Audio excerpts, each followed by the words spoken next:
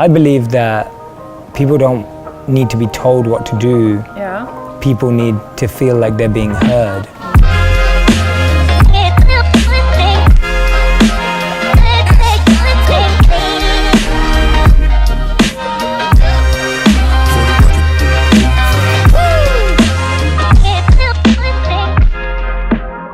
Kindness to me is any thought, action, or word that you can do or take to make someone's day. Mm-hmm. And it could be tiny or it could be huge. Mm-hmm. So for me, it could be as simple as using Facebook or Instagram to post a positive thought or a kind thought or a kind story. One thing that we were working on last year is I used Facebook to build a fundraiser for Pencils of Promise, which is, building schools and doing all this incredible work, and people were donating as part of that. And so kindness is time, energy, and money. That's how we show it the most. Yeah. Right? When we give our time to someone, when we give our energy to someone, or we give money towards something, it can be shown in any way, and it doesn't matter whether it's big or small, but I'd recommend we do one kind thing a day at least. Studies have found that even kindness is more important than intelligence. Mm-hmm. What would you say about that? I think kindness spreads faster. Yeah. I agree. I think kindness spreads faster, and kindness is easy to experience, and it actually has impact on how you feel. Yeah. So one of the things I've seen, which is so beautiful, is that when people are sharing my videos on Facebook, it's like they feel that they're getting to spread kindness.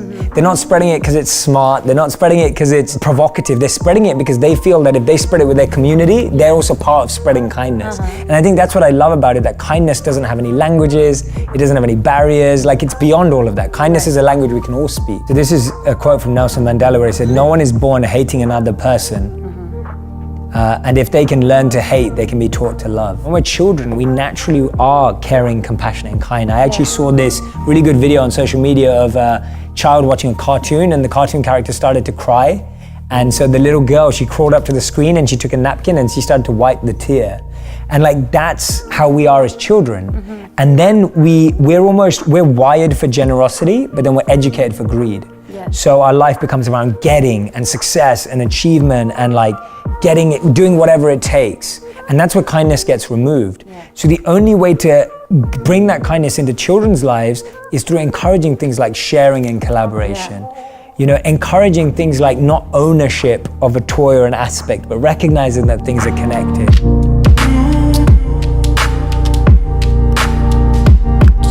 And so these 3 tips I'm going to share with you today, one's for the body, one's for the mind, and one's for both.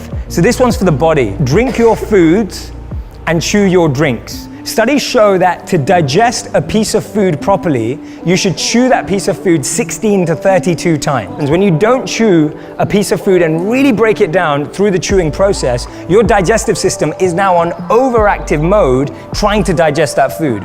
What happens in that process is your body is now using all of its energy to digest food instead of focusing on your work, which means that whole afternoon after lunch, your body is actually trying to use all its resources, all its energy, trying to digest food, and that's why you feel tired, that's why you feel lethargic, and that's why you feel this big drop in energy. The second principle I wanted to share with you is a principle for the mind. How many of you look at your phones the first thing in the morning?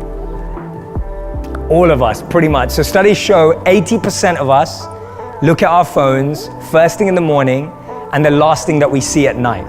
It's not the person sleeping next to us, it's not anything else, it's our phone screen. How many of you would let 100 people walk into your bedroom first thing in the morning? Would anyone let that happen? I'm guessing not. What we're doing is we're letting 100 people through notifications walk into our mind. We're expecting our brains and our minds to literally go from 0 miles per hour to 100 miles per hour to process all of these notifications, and we just woke up. It will protect your mental health for the long run. Not looking at your phone in the morning is one of the biggest steps forward in changing your life. And it's something that I've personally had to practice in my life and change, and something that I recommend to so many people. Bringing our awareness to our breath is the single most powerful tool in aligning ourselves. And I'll explain why. How many times do you have an experience in your day where your mind is ahead of your body? Your mind's racing ahead, thinking of a million things, and your body's like, ugh. Like, I can't keep up with this. Anyone ever feel that?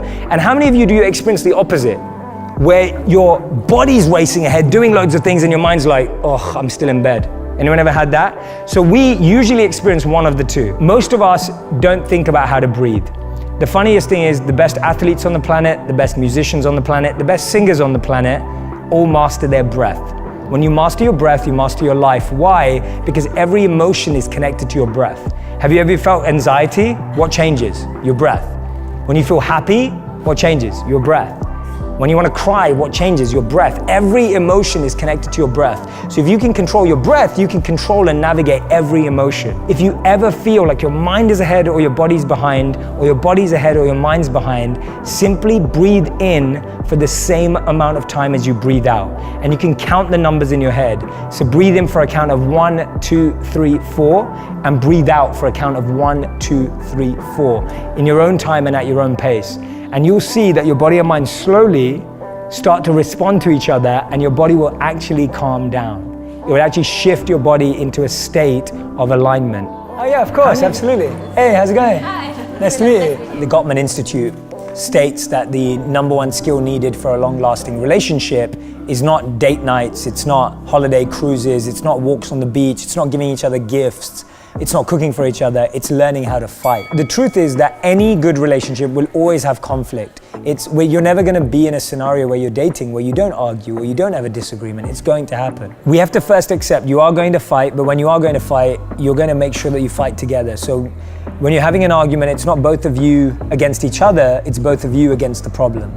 And I think when you start with that principle first and you recognize that if you really value this relationship, this person's really, really important to you. The second thing, and this is something that I learned from groups. So on Facebook groups, I always ask these questions of like, oh, what are you struggling with? Like, what's your challenge? And what is your biggest relationship issue? And what people said when we were talking about fights in groups, and I have a group dedicated to relationships, everyone was saying like, I just don't understand what my partner wants when they fight. And that's where this fight language idea came up. Because I started to realize that we all deal with fighting differently. Some people want to go quiet. Some people want to talk about it. Yeah. Some people want to, get really angry. Some people want to blame. We all want to do these different things.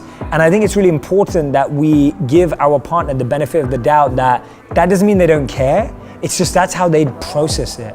And so the two most common languages are talk about it right now or go quiet. Yeah. And usually when someone does something that we don't want to do, we're like, oh, maybe they don't care. Maybe they've gone quiet because they don't care anymore.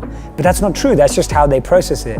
And when someone wants to shout and talk about it, it's not because they're shouting at you or hate you. It's because that's how they're processing it based on their parenting and their background. Be aware of how you respond to an argument and how your partner responds, and then find the middle ground of how to have a discussion. If it's about winning, win together.